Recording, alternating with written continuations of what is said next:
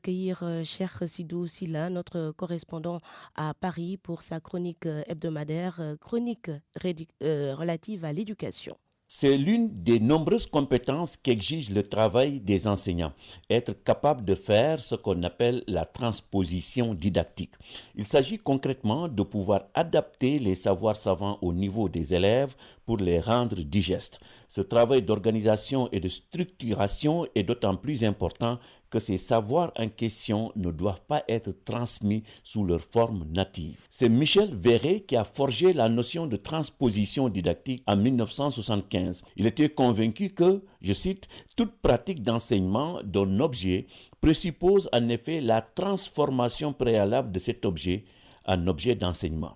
Pour l'auteur cité par Guy Lapostole et Béatrice Mabillon-Bonfils, l'enseignant qui veut réussir la transposition didactique doit procéder à 4 opérations. A. La désyncrétisation. Elle renvoie au choix du savoir, une étape importante puisque tout ne peut pas être enseigné.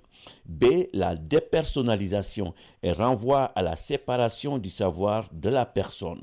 C. La programmabilité de l'acquisition du savoir. Il s'agit ici de la programmation des apprentissages pour une acquisition progressive.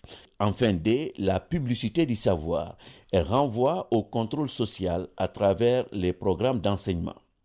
Plus tard, Chevalard, didacticien des mathématiques, approfondira le concept de transposition didactique et étudiera les changements de forme du savoir, c'est-à-dire du savoir savant au savoir enseigné. Il en a distingué 2 étapes, la transposition externe qui, selon lui, définit les savoirs à enseigner qu'on trouve dans les programmes ou dans les manuels. C'est en gros le travail de ceux qui rédigent les programmes, des auteurs de manuels, des inspecteurs, des didacticiens, etc. Il y a ensuite la transposition interne, étape où l'objet à enseigner est transformé ou interprété en objet d'enseignement par les enseignants. Pour réussir ce travail, faudrait-il que l'enseignant ait des compétences pour assimiler les savoirs savants qu'il doit rendre digestes. C'est pour cette raison que Perounou soutient que les sciences humaines doivent avoir leur place dans la formation des enseignants. La maîtrise des savoirs disciplinaires est donc très importante dans l'exercice de la fonction enseignante.